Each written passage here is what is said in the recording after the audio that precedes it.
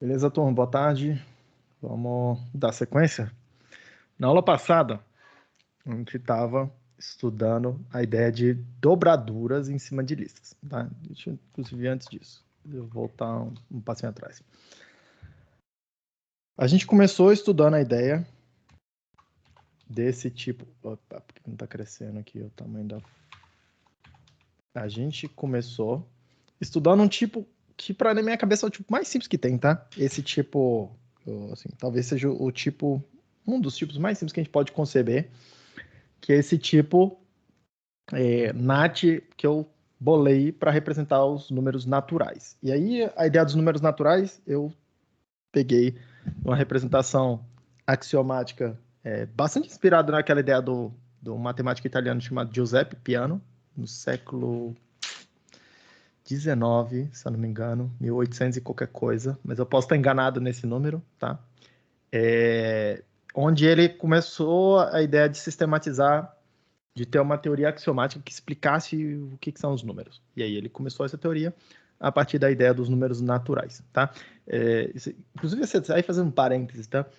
Foi razoavelmente revolucionária essa ideia, porque ela deu origem a um estudo dos infinitos, né? Esse cara, o Peano, é famoso por ter bolado uma forma de provar que, entre aspas, e aí simplificando um pouco o resultado, mas ele provou que, olha só, apesar de ter infinitos números naturais, você pode produzir quantos números naturais você quiser. Você sempre tem uma regra que produz novos números naturais a partir de um arbitrário. Então, a ideia é a nossa intuitiva de quantos números naturais existem? Infinitos. Você sempre pode produzir um número novo, tá? Quantos números reais existem? Infinitos. Você sempre pode produzir um número novo a partir de uma lista que você já tenha, você sempre consegue produzir um novo, tá? Tem alguma forma de você produzir isso. Só que ele foi o primeiro a começar a sistematizar o estudo disso, e foi baseado nessa ideia aqui, tá? De como é que ele formulou essa coisa, de que, olha só, ele provou isso. Existem mais números, apesar de ser dois infinitos, tá? Tem infinitos números naturais, tem infinitos números reais, ele mostrou que tem mais números naturais, perdão, tem mais números reais do que números naturais. Que é uma parada estranha, tá? Que começa a dar distorcer um pouco, torcer um pouco as nossas cabeças. Pô, como é que... Quer dizer, então, que tem tipos diferentes de infinitos? Tipo, que parada é essa, tá? E aí deu a origem a esse estudo. E aí, como é que ele fez isso, tá? A ideia básica dele é falar o seguinte, olha só, os números naturais, eu vou te dar uma regra aqui de como é que você monta eles. E a ideia básica imagina que você tem uma linha, e aí agora a minha interpretação, tá? O sistema dele é bem axiomático mesmo, bem formalizado e tal. Mas a ideia básica imagina que você tem uma linha onde eu vou colocar todos os números naturais aí.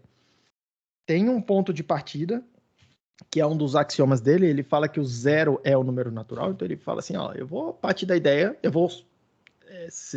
partir da ideia de que existe um cara aí, um elemento que eu estou chamando de zero. No caso dele, se eu não me engano, começava com 1, tem uma longa discussão se o primeiro é o 0, se o primeiro é 1, enfim, tanto faz, dá na mesma, tá? É só um nome.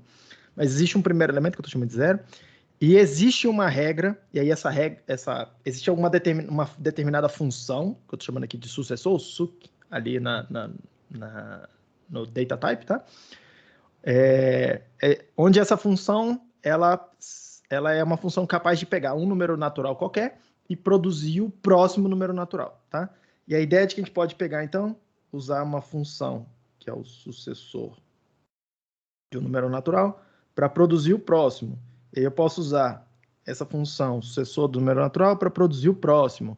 E eu posso usar essa função para produzir o próximo, e assim por diante. Então, percebam aqui, eu sempre posso produzir um novo número natural. Por isso que vai dar essa ideia de que, cara, tem infinitos, tá? Mas também dá uma ideia para a gente de que esses caras aqui, eles têm uma determinada estrutura, tá? Eles têm uma determinada estrutura. Eles têm uma ordem, por exemplo, tá? O sucessor do zero é o cara... a gente vai dizer alguma coisa assim, né? O sucessor de zero vem depois... é maior que, tá à direita do elemento zero. Essa é a noção de uma ordem que essa definição traz para a gente também, tá? E aí, a título de curiosidade ainda, tá? o que ele fez aqui?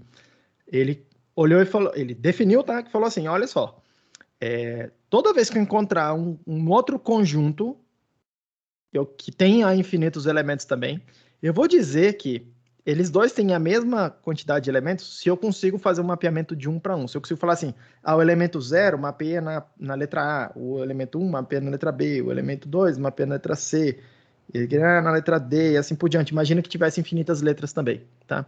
Mas a partir do momento que se você conseguir bolar uma regra que mapeia, faz um mapeamento 1 para 1, uma relação entre cada um dos elementos desse outro conjunto estranho que você estiver estudando, e o dos números naturais, que tem propriedades bem definidas, tá? Que é o que ele tentou fazer, definir propriedades de maneira formal e sistemática. Ele vai dizer que esses dois elementos, esses dois conjuntos são do mesmo tamanho, o mesmo tipo de infinito, tá? Então, basicamente, se você conseguir ordenar seus elementos numa lista, você sempre consegue colocar, se você conseguir colocar eles numa determinada ordem, numa lista ordenada, basicamente o que você está falando aqui esse tem o mesmo número de elementos do que aquele conjunto dos números naturais, que é uma coisa que a gente não consegue fazer com os números reais, tá? Porque toda vez, e aí por quê? Só para dar uma pincelada aqui para vocês, enquanto a gente vai aquecendo os motores aqui. Nos números naturais, tem uma propriedade que é o seguinte, entre dois números naturais qualquer, tá?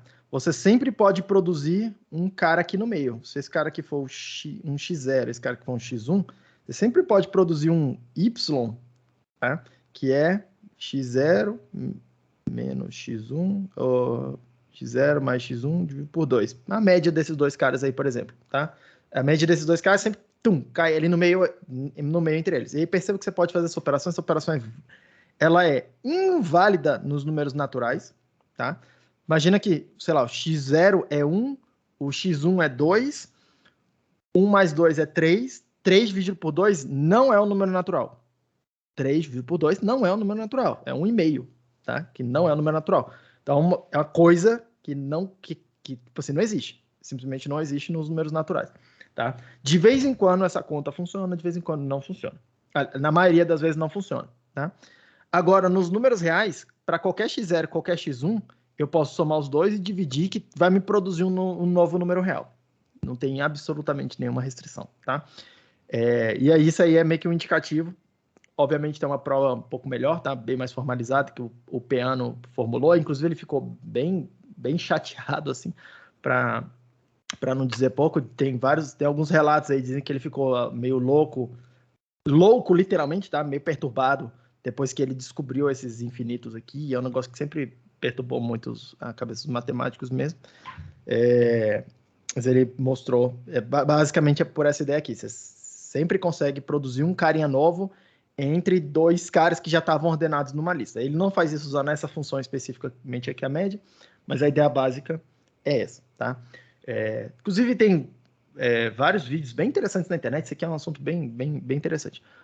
Mas, enfim, no nosso, o que eu estou fazendo aqui, tá? Eu estou tentando, com um tipo de dado, um data type, capturar essa ideia básica, esse conjunto de propriedades básicos, num setup computacional. Estou tentando capturar na minha linguagem, na semântica da minha linguagem, no significado da minha linguagem, tá?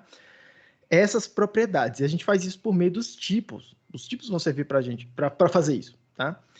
E aí, como é que a gente fez aqui? Eu defini ali, ó, no meu data type, um símbolo que é o 0. Eu vou representar ele como uma caixinha preenchida aqui, ó, uma caixinha que tem um determinado formato sintático, tá? Tem um símbolo lá, no caso, tem uma representação textual. Aqui no meu caderno eu estou fazendo uma representação gráfica dessa parada, tá? E aí eu estou trazendo simplesmente, falando assim, olha só, esse texto aí, 0, esse símbolo 0, eu vou representar aqui como uma caixinha toda preenchida. E o sucessor, eu vou representar ele de uma outra forma, que é um quadradinho. E aí eu estou meio que tentando passar a ideia de que o formato quadrado, tá? O fato de ser um quadrado, um retângulo, o que é que seja aqui, no meu coisa, tá? Mas o formato quadrado indica para mim que, opa, isso aqui é um quadrado, isso aqui é um quadrado. O quadrado é a coisa que esses dois elementos têm em comum, o fato deles serem um quadrado. O fato deles serem, os dois pertencerem a esse mesmo tipo NAT. Tudo bem? Essa é a ideia básica, essa é a ideia, assim, na hora que eu tento pensar nesses tipos aqui, é isso que eu acho. É assim que eu enxergo a parada, tá? Onde eu tenho, no tipo, alguma informação em comum, alguma característica em comum, que no caso que estou representando com o formato, mas eu tenho alguma outra característica que diferencia esses dois. Eu consigo saber que o zero é uma coisa, eu consigo saber que o sucessor é outra, tá? E aí aqui eu estou usando o fato dele estar preenchido, e aí é o zero para tentar indicar, não tem mais nada ali dentro, só tem essa informação de que ele é um quadrado. Ou ele não está preenchido, e aí eu posso usar esse espaço que tem aqui para alguma coisa, tá? Que coisa? Nesse caso particular aqui, para colocar ali dentro um outro número natural, tá?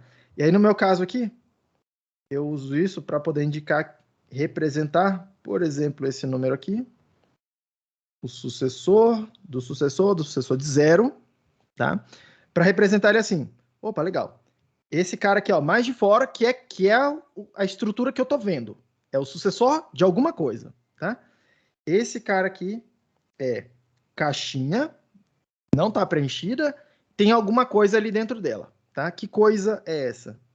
É isso aqui. Sucessor do sucessor de zero.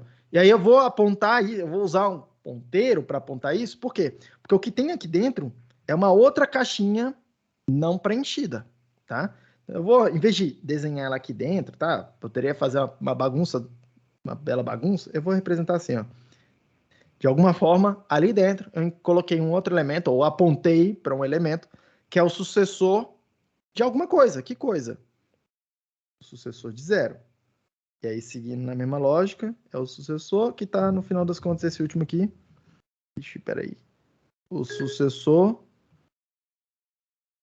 E aí, esse último cara aqui está apontando para o símbolo zero. Beleza? Então, perceba que não só eu capturo uma ideia de que, olha só essa coisa aqui, eu uso para representar os números naturais. E aí, como que a gente captura isso, né?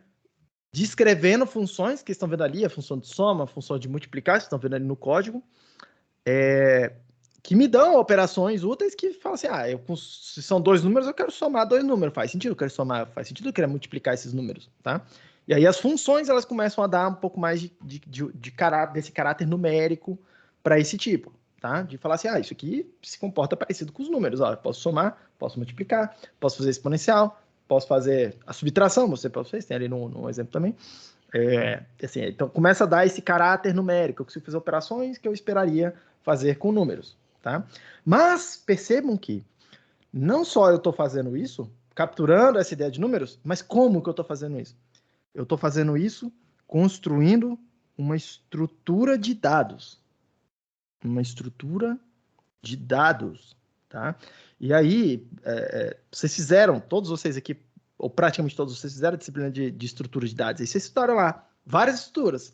Arrays, listas encadeadas, listas, árvores, grafos, pilhas. Vocês estudaram várias estruturas de dados. Mas na hora que você está estudando estrutura de dados a primeira vez, fica parecendo que é um negócio meio assim, tipo, é um tipo de uma caixa, uma estrutura, que serve para eu guardar dados lá dentro, tá? Aqui o que eu estou tentando fazer com vocês é tentar mostrar que a estrutura em si, ela pode servir para representar uma informação. Só a estrutura. Não preciso ter dados intermediários lá dentro. A estrutura em si me dá uma informação, tá? Então, no caso aqui, o que a gente está fazendo é essa estrutura, que é parecida com a estrutura de muito análoga à estrutura de uma lista ligada, que vocês estudaram lá em estrutura de dados, estrutura clássica, tá? Ela é análoga à ideia de representar o número 3.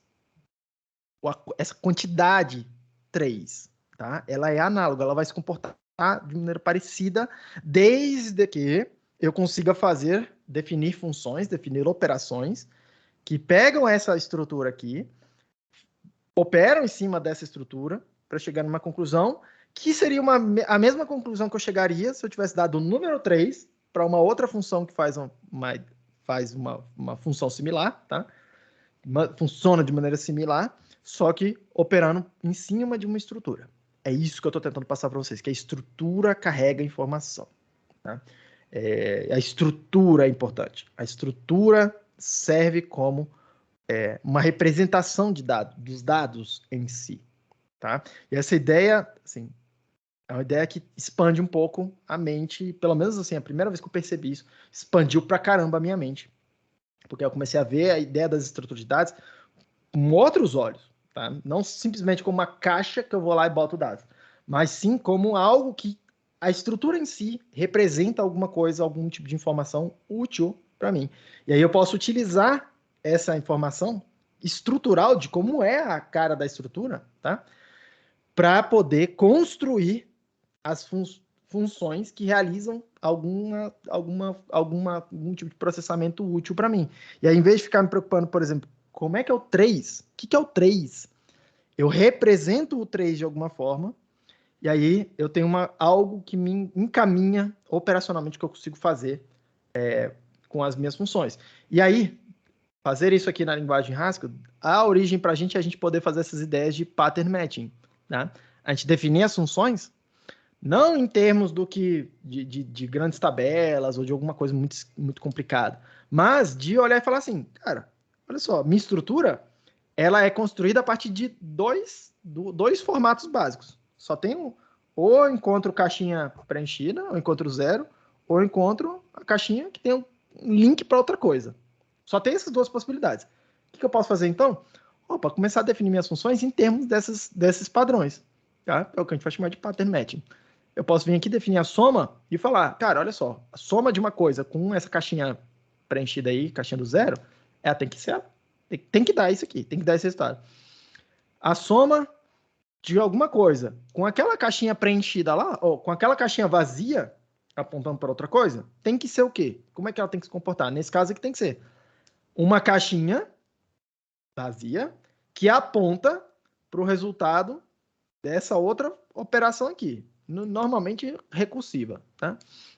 Aponta para o resultado dessa outra caixinha e olha só o que ela faz, tá? Essa caixinha, essa função aqui, ela usa para processar o mesmo dado que está entrando aqui, M, e o resultado para onde a primeira caixinha apontava. E aí eu tornei esse N que está aqui, ele é uma estrutura também, repare que ele é uma estrutura também, mas ele é uma estrutura um passo mais simples, ligeiramente mais simples, do que a estrutura que entrou aqui, que era o sucessor de N. Tá? Entrou essa lista aqui toda, e aí na chamada recursiva, eu estou fazendo a passagem e o processamento de uma lista, ou de uma estrutura, que é um step, é ligeiramente menor do que a estrutura que eu tinha originalmente. Tá?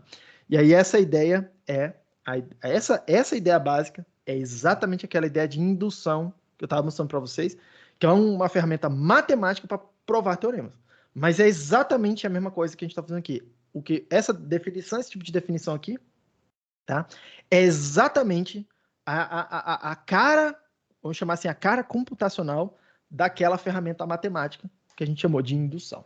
Tá? Então esses assuntos estão todos conectados aqui. Por isso que eu tento mostrar isso para vocês. Tá? Seguindo aqui, então.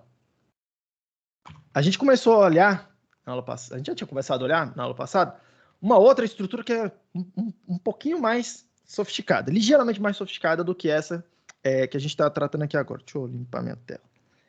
Do que a estrutura dos números naturais, que é simplesmente estrutural. Tá?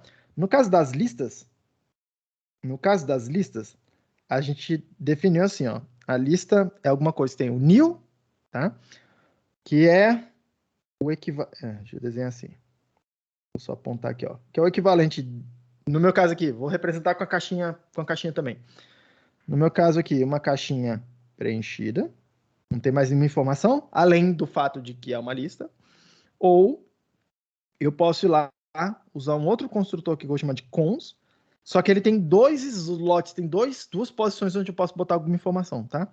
No primeiro eu vou guardar uma informação azinho. Esse meu data aqui tá horrível, né? Peraí. Eu não dei nome pro meu tipo. Data. Lista de azinho. Vai ser o new. Ou vai ser o cons. Que tem dois slots. Num dele ele carrega um azinho, no outro ele carrega uma versão, uma outra lista, tá? E aí aqui eu gosto de representar esse aqui com a caixinha preenchida e esse cara aqui uma caixinha que tem duas posições. Do lado de cá eu guardo um azinho, do lado de cá eu guardo um ponteiro da mesma linha do outro, um ponteiro para uma lista, tá? Basicamente é botar uma lista aqui dentro, mas você percebe que fica meio, porra, vai ficar muito pequenininho o desenho, ou então vai ficar muito recheado esse desenho, muito complicado. Por isso que eu falo assim, aqui dentro tem uma outra coisa. Aí eu uso a setinha para apontar essa outra coisa, tá? Na prática, acaba sendo bastante útil na hora de implementar isso aqui, porque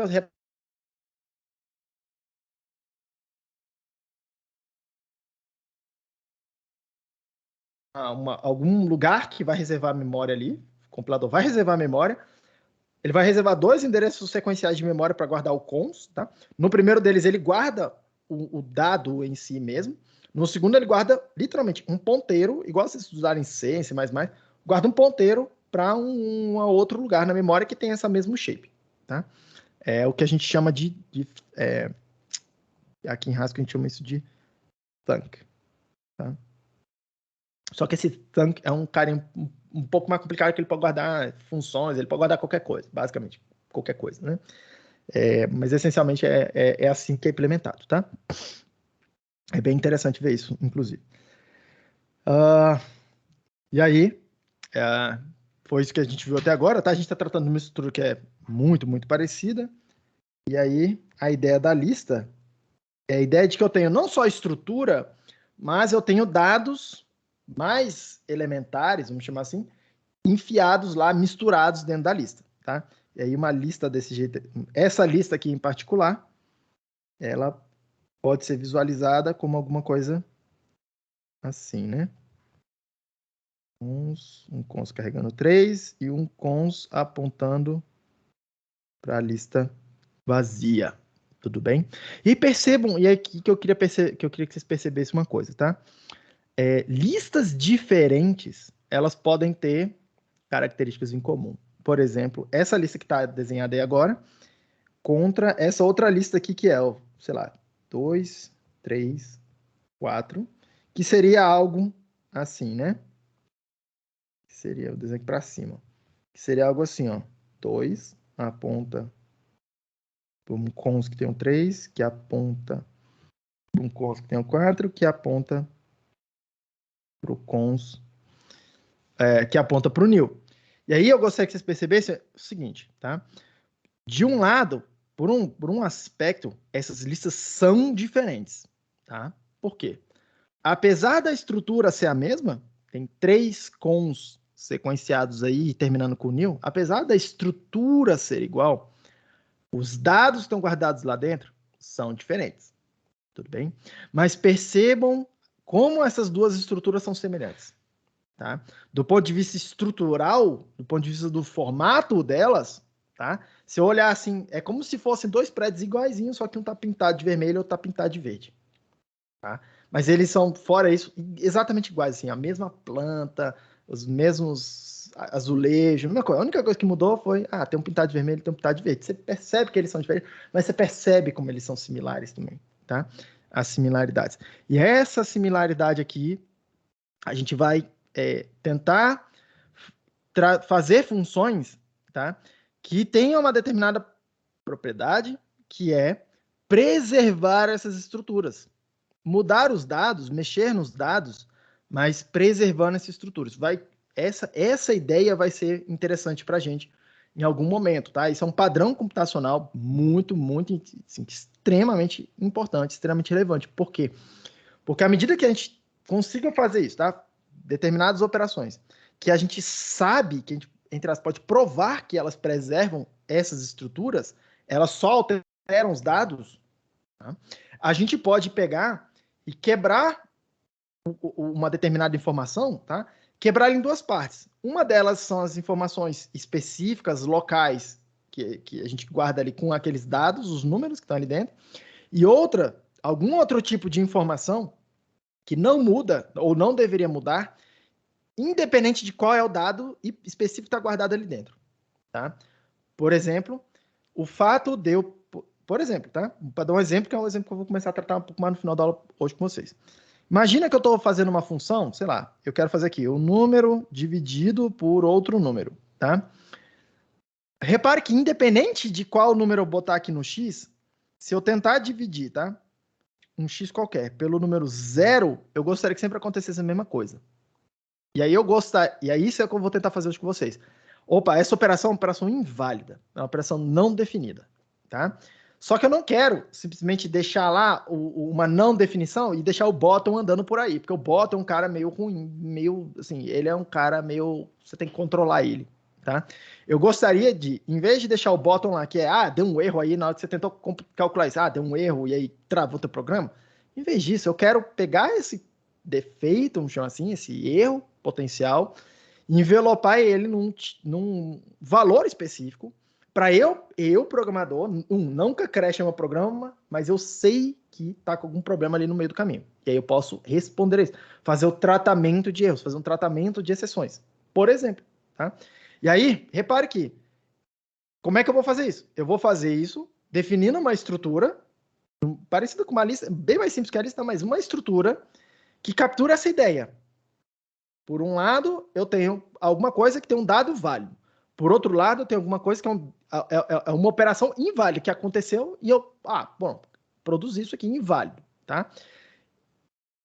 E eu quero que, independente de qual número que eu use para fazer aquela operação ali, qual o resultado da divisão, se eu não dividir por 0, que eu mantenha essa coisa de, olha só, em qualquer momento que acontecer um erro, eu sei o que fazer já com o erro. O tratamento de erro independe de qual dado específico que entrou para fazer aquilo. Então eu quero separar. Quero justamente fazer essa ideia aqui de separar. Por um lado, eu quero conseguir carregar dados dentro das minhas estruturas. São os resultados das computações. Por outro lado, eu quero usar as estruturas, tá, para ordenar, para fazer algum efeito, para capturar algum efeito que independa dos dados. Tudo bem? E aí, essa é a ideia geral que a gente vai começar a encaminhar aqui, a partir de hoje, com essa ideia das álgebras. Tá? A gente vai avançar bastante nesse assunto, tá? Esse assunto tá muito pano para manga para a gente discutir, tá? Seguindo aqui, a gente viu, então, várias operações com várias funções com listas, e é isso que a gente estava vendo na aula passada, tá? Elas seguem um padrão, elas são construídas a partir de um mesmo padrão, tá? Que é processar a lista vazia, processar o new, ou processar uma lista que tem um elemento, o primeiro elemento, a cabeça da lista, e o restante da lista. Tá? E, assim, o restante da lista, pode ser até uma lista vazia, o restante, mas que tem um elemento na cabeça, o primeiro elemento da lista, e o resto. Tá? E aí a gente pegou e olhou e falou assim, olha só, tem várias funções que estão definidas nesse formato aí, o concat, length, map, reverse, e várias outras que você pode escrever que seguem esse mesmo padrão. E aí a gente olhou e falou assim, cara, vamos pegar esse padrão e vamos abstrair ele numa função, no caso que eu chamei de fold R, tá? Que captura essa ideia. E aí mostrei para vocês como é que faz isso, como é que reescreve, isso a gente viu na aula passada, como é que reescreve essas funções. E na aula passada a gente ainda viu que, nesse caso, no caso lá dos números naturais, como só tem estrutura, só tem um tipo de fold, tá?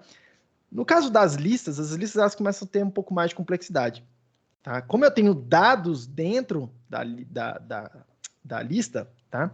A ordem com que eu percorro essa lista para recolher esses dados e sumarizá-los, e é isso que o fold está tentando fazer, pode acontecer do começo para o fim da lista ou do fim para o começo da lista. Tá? No caso do fold R, o que ele vai fazer? Ele vai atravessando a lista do começo até o fim, da esquerda, entre aspas, da esquerda para a direita, trocando toda a ocorrência de cons por uma função f, por aquela função f que está aqui. Tá? E aí depois ele volta fazendo de fato a computação final da direita para a esquerda. tá? Por isso que a gente chama de fold R. Ele vai fazendo a computação da direita para a esquerda. O fold L, ele faz o contrário, tá? Ele vai fazendo na passada, tá? A ideia de ir trocando o cons pela função f, mas ele já vai operando, ou potencialmente operando, com os seus dados, à medida que os seus dados vão aparecendo na lista, tá? Na mesma ordem da lista. Então, ele meio que vai processando seus dados da esquerda para a direita. Por isso que a gente chama ele de fold L. Ele começa à esquerda e vai andando para a direita. Fold R começa lá na direita e vai reduzindo, andando para a esquerda. Tudo bem? Essa é a diferença entre esses dois, tá?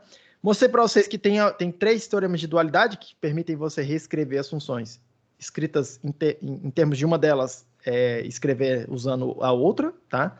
Então, às vezes, você tem alguma coisa que você escreveu com fold R e você quer usar fold L por algum motivo, ou vice-versa, tá? Você consegue andar de uma para outra. Hoje eu quero mostrar um outro teorema para vocês, que é uma versão do que a gente chama de teorema da fusão, tá? É muito parecido com o que a gente viu lá no o teorema da fusão do número natural, dos números naturais, tá? Do NAT. Então, não vou refazer aquela prova, porque é análoga, tá? Mas aqui, ele vai falar o seguinte pra gente, tá? Teorema da fusão de listas, que a gente chama, né? Fusão de listas, tá? Ele vai falar pra gente o seguinte, ó. Uma função f combinada com um fold R, que está recebendo G e A. G é a função que o fold vai usar para atravessar a lista. A é o valor que ele vai usar para substituir a lista vazia. Isso aqui vai ser igual a fazer um fold R, H, B, desde que 3 condições sejam atendidas. Tá? São análogas lá dos números naturais. Primeiro é que a função f seja uma função estrita. Isso quer dizer que se eu der o bottom, por algum motivo, o dado que eu estou entregando para essa função f for um dado corrompido, tá? Essa função ela tem que dar um pau também ali. Ou uma computação infinita, assim, um loop infinito, ou crashar o programa, alguma coisa similar, tá? A função tem que ser, essa função f tem que ser estrita, que é o caso fácil de fazer, tá? Ainda bem que é assim, porque se não fosse assim era mais complicado, mas tudo bem. Segunda coisa, o resultado de fazer f naquele elemento azinho tem que ser o bzinho que aparece do lado direito da equação, tá? Então essa f conecta o que tem que acontecer entre o a e o b, entre essas duas constantes. E, por fim, eu vou dizer que f é aquela ideia de f composta com g tem que ser igual a h composta com a f, tá? Que é a coisa. Só que aqui aparece, eu vou escrever de um jeito um pouco mais aberto, porque o functional composition não funciona exatamente, não funciona certinho quando tem duas variáveis. Lembra que essa função f aqui, a função f e a função g e a função h, elas são funções de duas variáveis. Perdão. A função g e a função h são funções de duas variáveis aqui. Elas têm duas entradas, enquanto lá no NAT ela só tinha uma entrada, tá? Então fica assim, aquele análogo lá. F recebendo o resultado de g, x e y, onde x e y são dois números, são duas coisas arbitrárias, tá? Duas entradas arbitrárias. Isso aqui tem que ser igual a h de x de f y. Isso. F é de uma entrada só, você usa ela como esse resultado como a segunda entrada dessa função, que é uma função de duas entradas. Tudo bem? Lembra disso aqui. Que é parecido com aquela ideia de fazer composição de funções. Tá? Isso aqui eu vou escrever assim, tá? Ó. Parecido com a ideia de f.g ser igual a h.f. Parecido, tá? Cuidado porque esse aqui não bate exatamente aqui. Mas pelo menos é assim que eu lembro dessa coisa, tá? E aí eu quero mostrar para vocês um caso particular. Tipo, lá nas notas de aula, vocês vão encontrar três situações onde esse teorema é bastante útil para otimizar software. Eu quero mostrar uma aqui na aula para vocês, tá? E aí vou deixar para vocês verem as outras na nota de aula, porque essa daqui eu acho que é um pouco mais difícil de seguir e talvez seja a mais importante delas, tá? É a ideia da fusão, é a ideia de fazer a fusão entre um fold e um map, tá? As duas funções, fold e o map, são funções que atravessam a lista. Então perceba, quando eu falo assim, map f e dou uma lista para ela, a função map vai andando na lista, vai ter que percorrer aquela lista ali, pegando cada elemento e calculando alguma coisa, aplicando a função f e botando alguma coisa de volta naquele lugar. Então ela percorre a lista, pelo menos, ela percorre ele uma vez. O fold também, como a gente viu, o fold também percorre a lista, potencialmente mais de uma vez, inclusive. Mas pelo menos uma vez esse fold percorre a lista, tá? Por quê? Porque ele tem que ir andando na lista, trocando as ocorrências do cons por uma função f lá que a gente passa para ele, para o fold, tá? Depois tem que ir voltando, fazendo a redução, tá? De fato, calculando essa coisa toda. Então, são várias passadas, tá?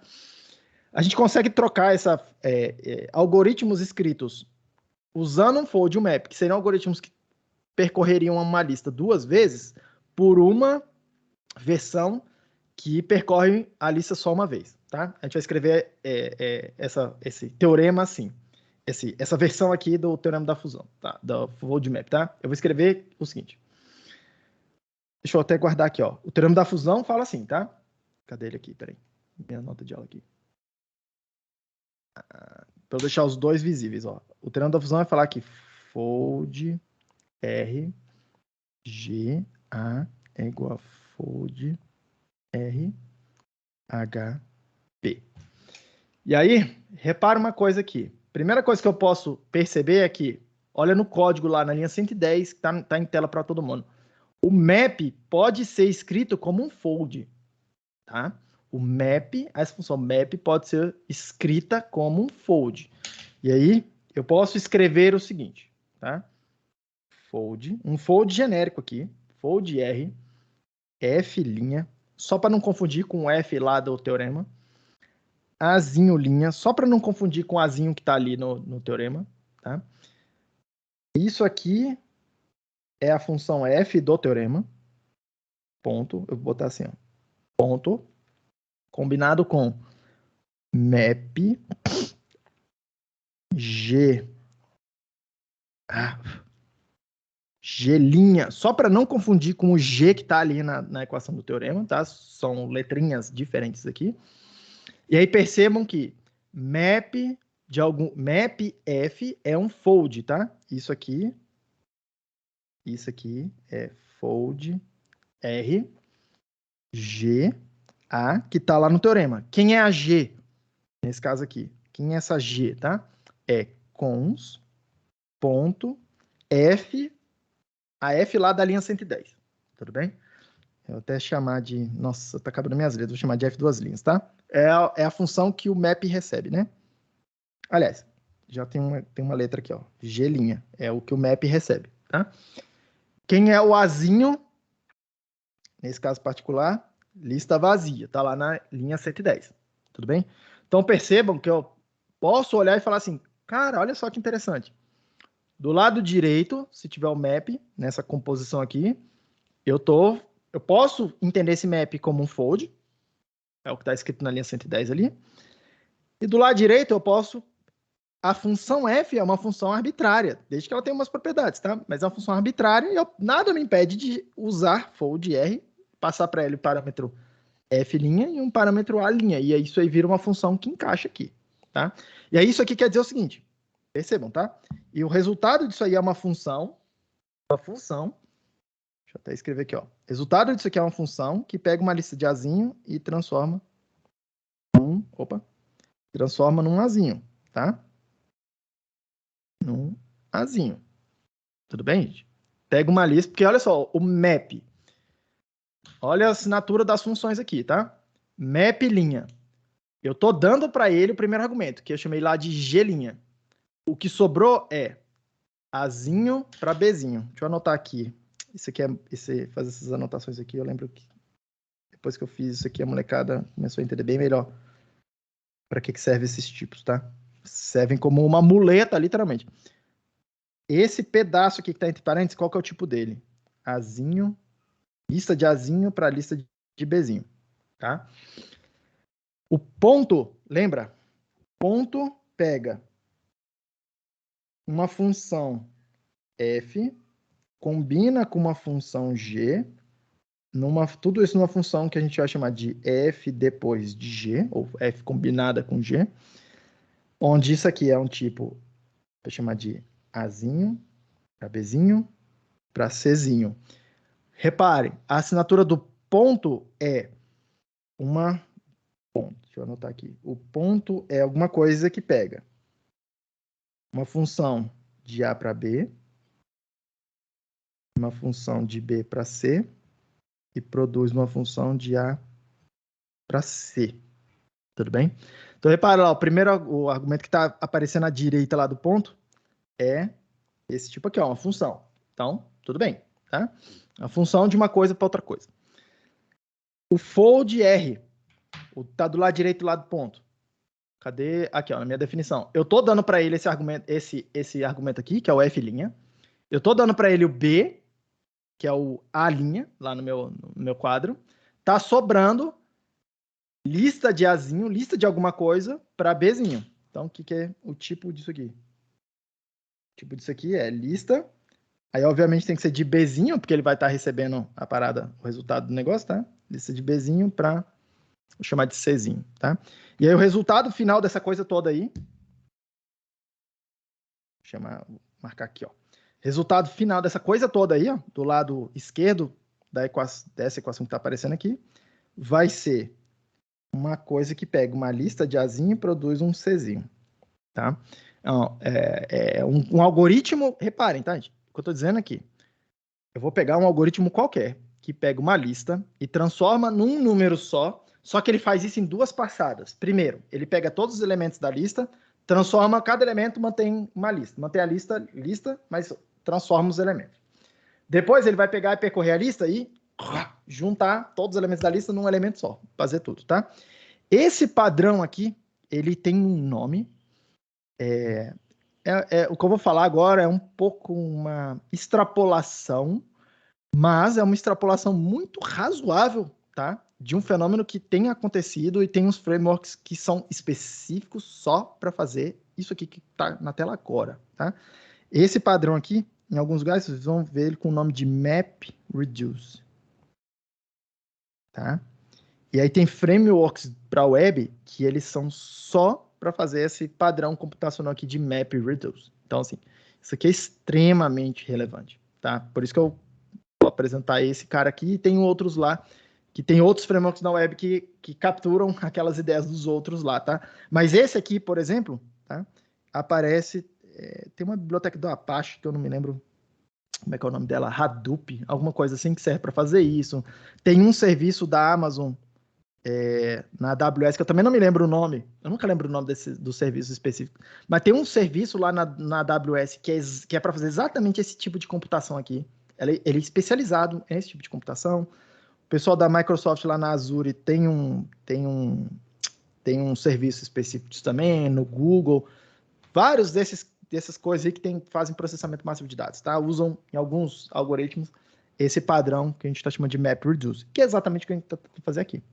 Que é o lado esquerdo da equação aqui está falando para mim, tá? Dito isso, o que precisa acontecer para esse teorema ser verdade, tá? Porque eu preciso descobrir, isso aqui eu quero que seja igual a fold R, H, B.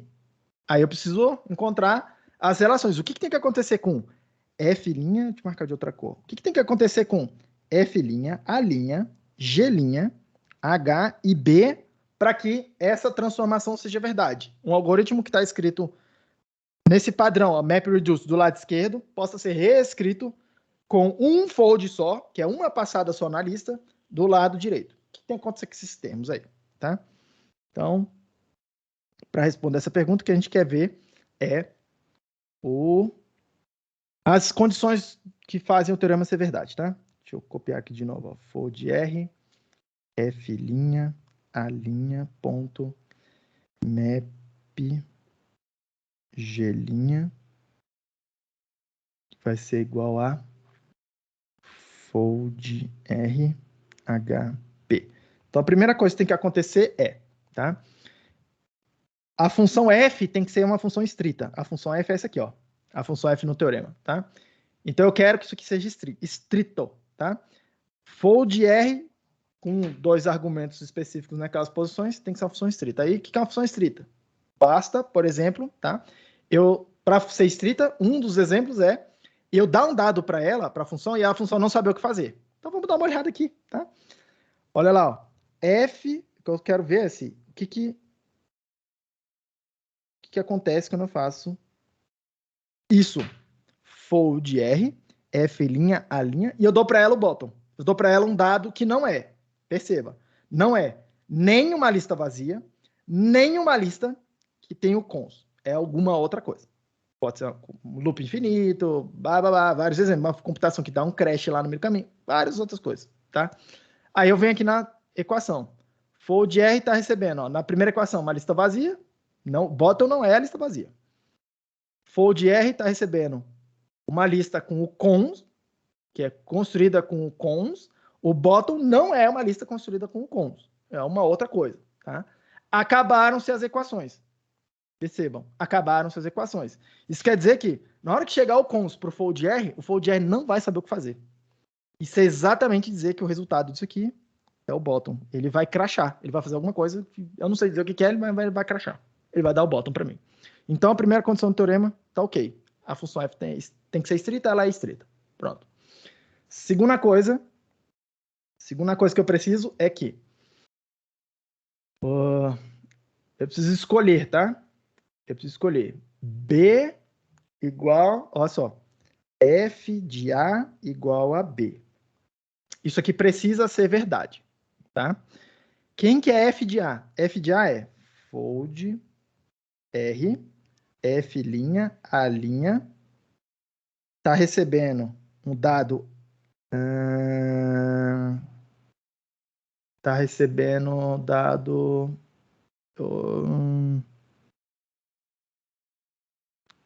espera aí que tem alguma coisa errada na minha nota de aula, deixa eu só voltar aqui no teorema, ó. F, não sei o que, né? F.G, o A, esse A aí, deixa eu reescrever aqui para ficar visível.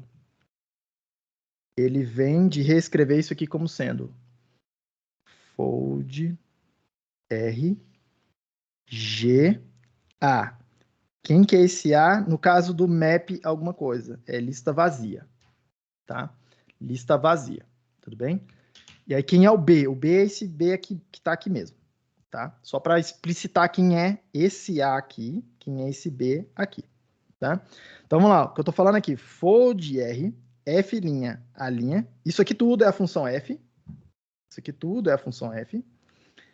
Tá vendo Azinho, que é a lista vazia. Isso aí tem que ser igual a Bzinho, tá?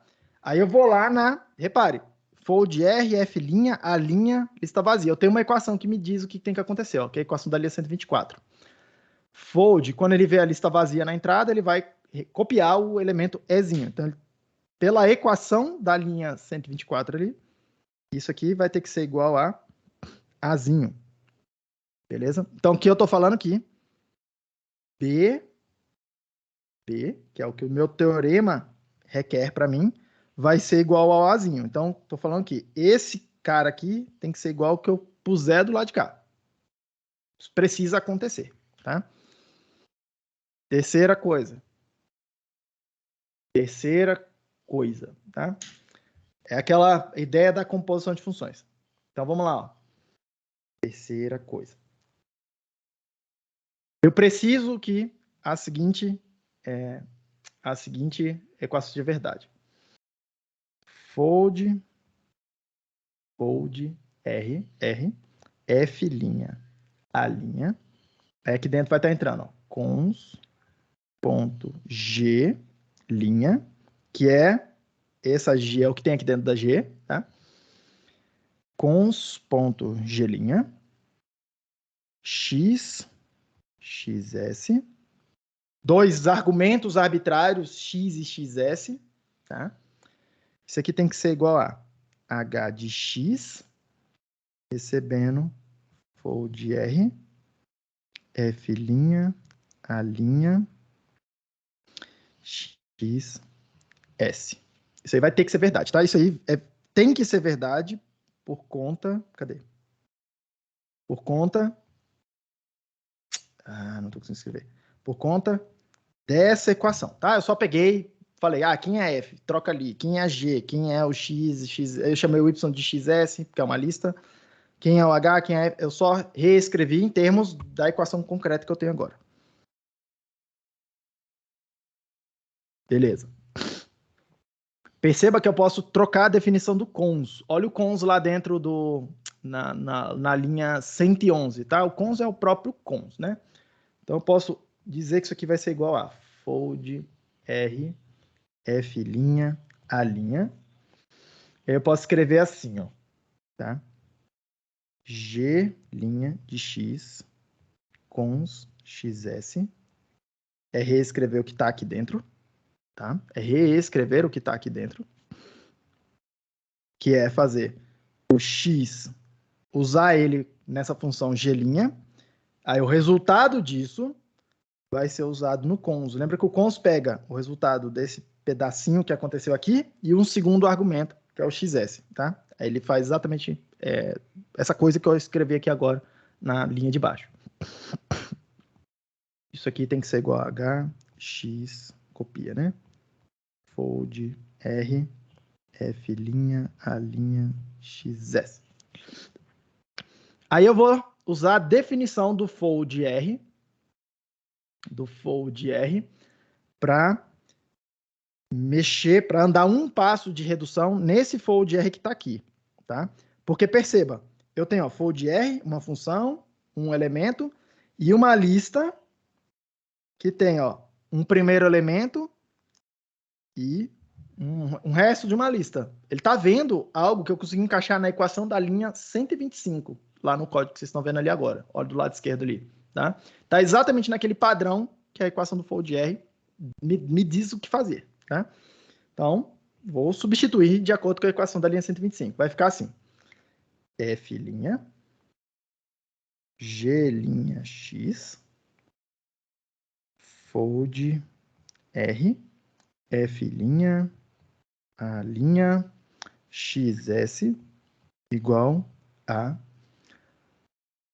copia do lado direito. H de X de fold R, F', A', XS. Beleza? Beleza?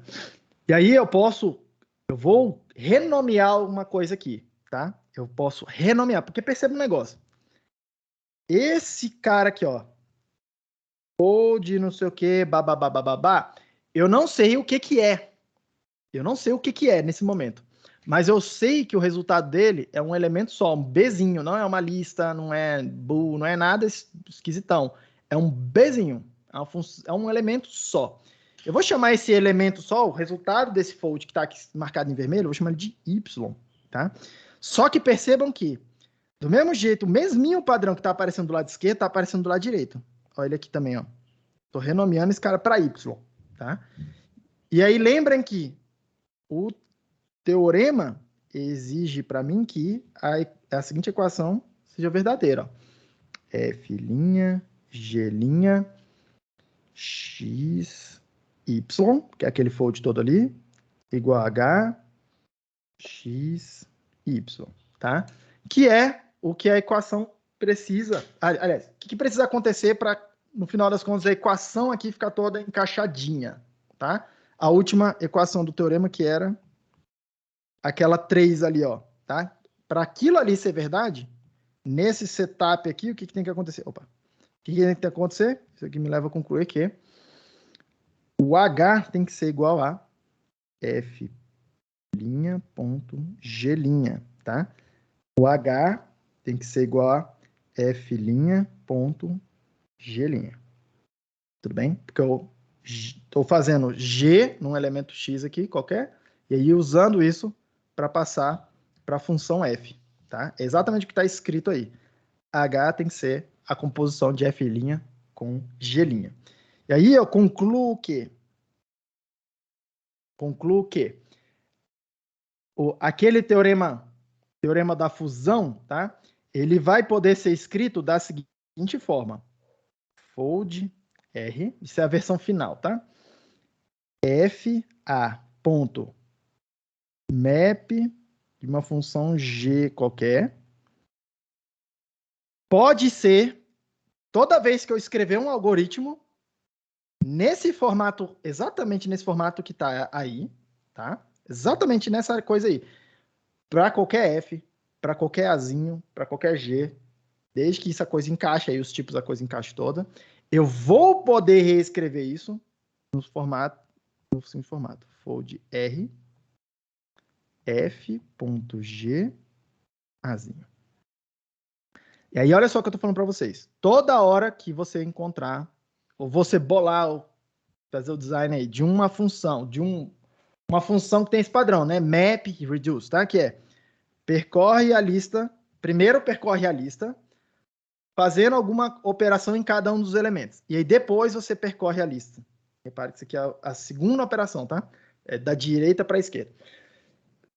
Percorre depois numa segunda passada na lista, reduzindo todos aqueles dados numa informação só, que vai ser a informação final, tá? Então, você vai poder trocar um algoritmo que faz a sua computação em duas passadas por um algoritmo que só faz uma passada. E ele faz exatamente a mesma coisa que o primeiro. Exatamente a mesma coisa do ponto de vista dos valores que são produzidos, tá? Mas reparem que fazer algo em duas passadas é mais lento do que fazer algo em uma passada, tá? Fazer algo em duas passadas, normalmente, quer dizer que eu preciso guardar um resultado intermediário. Então, eu normalmente guardo mais memória, ocupo mais memória e por mais tempo do que um algoritmo que faz a coisinha em uma passada. Porque à medida que eu vou andando na lista, como eu não preciso andar na lista de novo uma segunda vez, eu já usei o primeiro elemento, eu posso descartar ele, desalocar a memória, e é exatamente isso que o compilador faz, tá? Você usa ele, desalocou a memória, sabe que não vai precisar mais, vai para o segundo, terminou de usar, joga fora, não precisa mais, desaloca a memória, vai para o terceiro. Então, sua memória, você tem uma lista grande lá, você vai usando a lista, você já vai jogando ela fora, já vai soltando a memória. Ao passo que, do lado esquerdo, você vai percorrer a lista inteira, só que você não pode jogar a lista fora. Você precisa guardar aquele resultado intermediário. Então, você mantém memória alocada por mais tempo do teu programa, tá? Que isso, entre aspas, pode ser um problema. Tudo bem, gente? Alguma dúvida até aí, pessoal? Todo mundo sacou? Porque eu gostaria que vocês percebessem que é bem sintático, né? Isso aqui eu vou fazer essa abordagem aqui, tá? Fazer esse tipo de... Isso aqui é uma prova, que a gente acabou de ver. Mas repare que é bem sintático, né? Ficar olhando, basicamente ficar procurando símbolos, olhando, mexendo com símbolos aqui de um lado, falando, isso aqui eu posso reescrever, eu tenho uma equação lá no meu programa que me diz o que fazer? Tenho, então usa ela para trocar alguma coisa. Posso reescrever isso aqui assim, e ficar caçando o que tem que ser igual ao que, para que os dois lados da equação fiquem balanceados. Basicamente, esse é o trabalho, tá? E eu vou repetir, o Eduardo não está aqui assistindo a aula. O Eduardo não está aqui assistindo a aula, mas tinha um aluno, o rapaz que é o monitor de vocês, excelente aluno, tá? Um dos melhores, tipo, cara, tirem dúvida com ele, porque esse menino tá mandando muito em Haskell, tá? Acho que ele tá mandando mais que eu. O Eduardo, ele ficava meio injuriado, tá? Porque eu acho que ele meio que aprendeu que programar é uma arte, sabe? Tipo assim, tipo, tem que ser uma coisa que é super criativa, intelectualmente desafiadora e tal, não sei o quê. E aí, eu fui mostrando essas coisas aqui para ele, e aí eu fui mostrando que, em muitos aspectos, programar, né, nesse sentido aqui de eu ter um sistema de tipos, tá? Que gera restrições no meu programa, começa a virar um troço muito mais de tentar encaixar pecinhas de Lego uma na outra, e elas não encaixam de qualquer jeito, tá? Ficar encaixando pecinhas de Lego uma na outra, e basicamente ela só tem uma forma ou duas formas de encaixar. E você testa uma, testa outra, ou então muitas vezes só tem uma forma de encaixar e tal, e a sintaxe vai te levando para a implementação das coisas.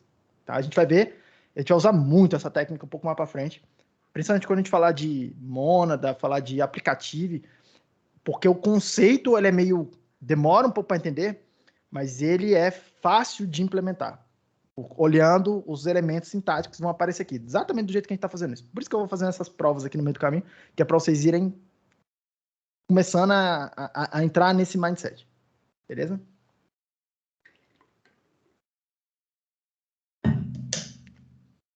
Beleza. O chat está vazio, acho que ninguém tem mais pergunta. Só que eu queria falar de listas, eu quero começar a falar de um próximo assunto para ir introduzindo essa ideia de álgebras, tá? Mas eu quero mostrar um primeiro problema para vocês. Diga, Lucas. Professor, eu estava com uma dúvida. Eu lembro que o Fold R, ele tinha uma limitação dele ter que passar na lista 2 vezes. Então eu imaginei que para você montar essa estrutura junto com o map, você teria que usar o Fold L. Mas olha só o negócio aqui. Opa, por que eu não estou conseguindo escrever?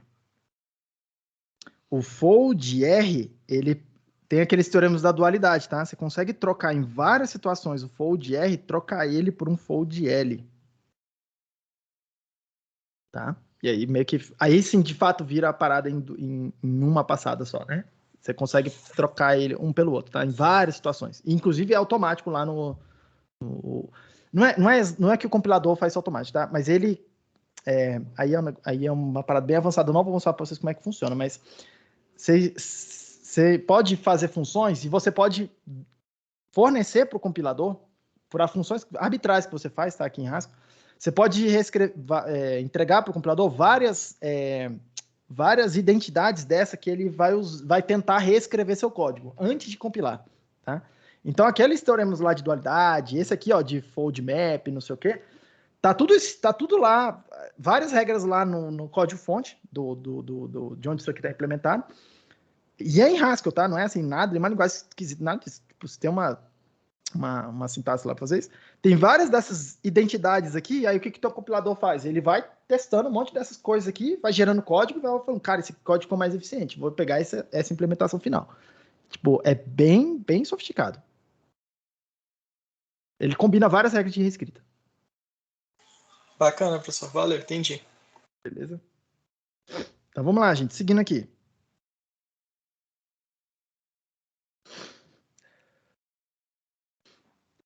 Tô tentando espirrar, tentando não espirrar.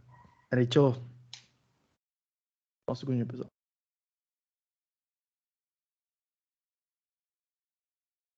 Opa, pronto. Então vamos lá. Olha só uma função que tá aqui. Acho que ela tá aqui. A gente fez a função que chama head, né? Cadê ela aqui? Para trás. Olha só. Olha só o negócio aqui. Tem uma função aqui, ó, que a gente fez aqui atrás, que a gente chamou de head, função head, tá? Que pega o primeiro elemento da lista, que extrai o primeiro elemento da lista, tá? Só que quando a gente recebe uma lista que não tem nenhum elemento, a gente ficou sem saber o que fazer. Eu coloquei aquele undefined simplesmente para o meu compilador parar de ficar marcando erros e warnings aqui para mim, tá?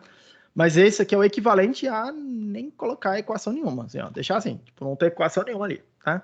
Eu tenho equação para um caso, que é quando tem um const, tem um elemento lá na lista, que chama de x, que é o primeiro elemento da lista, e tem o resto. Eu estou interessado só nesse x.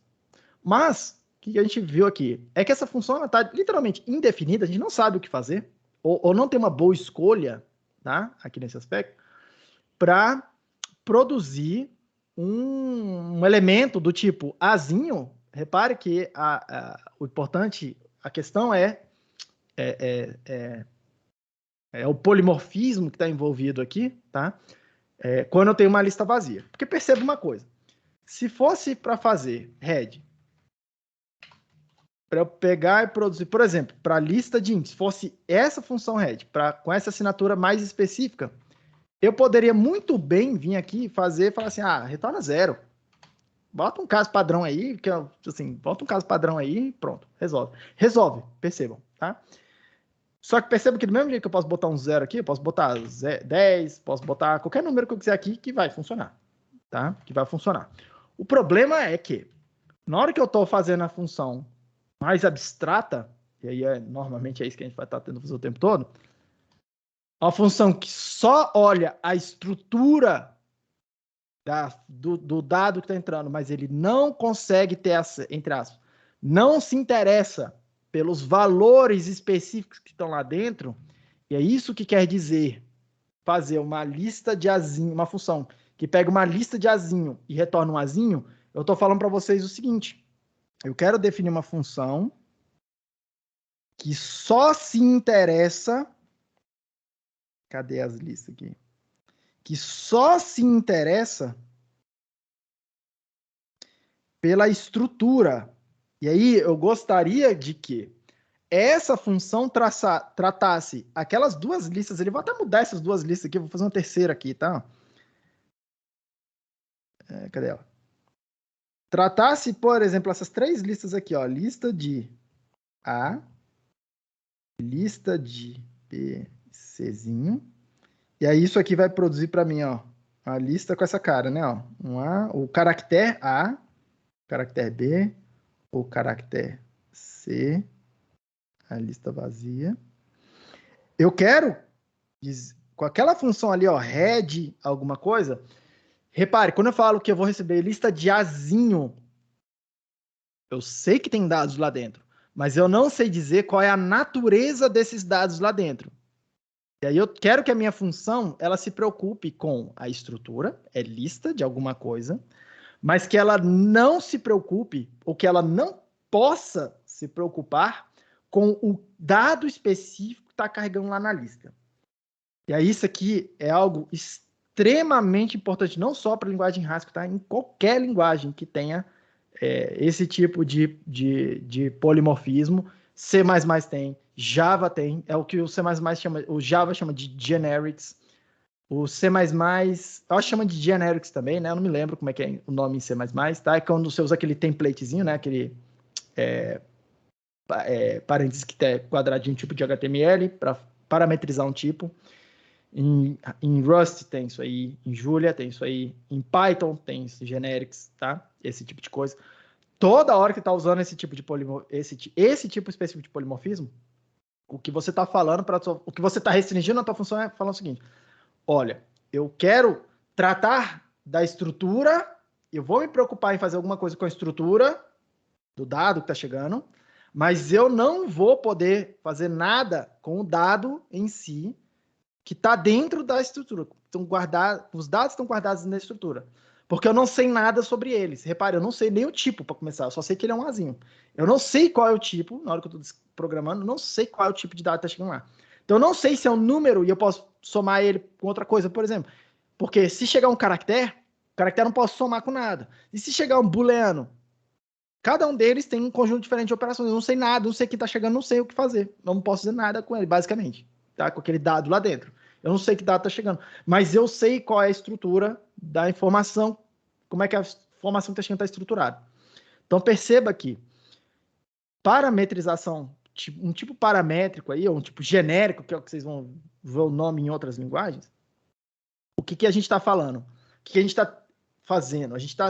Nós estamos nos restringindo, programadores, a falar o seguinte: eu só vou mexer na estrutura do que está acontecendo aqui, na estrutura dos dados, mas eu não vou mexer nos dados em si, tá? Essa é o tipo de restrição que está colocada ali, tá? Por isso que a gente não tem uma boa coisa para colocar aqui neste lugar, porque aqui nesse lugar, o dado que eu vou botar aqui, ele depende do dado que entrou. Só que na hora que eu estou com lista vazia, eu não consigo ver o dado que entrou para saber, não, isso aqui é um int, então vale a pena, posso botar um int ali. Eu não sei o que está chegando quando aparece esse formato. Por isso que a gente não consegue fazer nada aqui, ó. Undefined. Por isso que a gente não consegue fazer nada que não seja indefinido. Tá? Oxi. Por esse motivo, tá? Só que o undefined é um problema, tá, gente? Dá uma olhada aqui. Deixa eu carregar esse programa aqui. Stack REPL.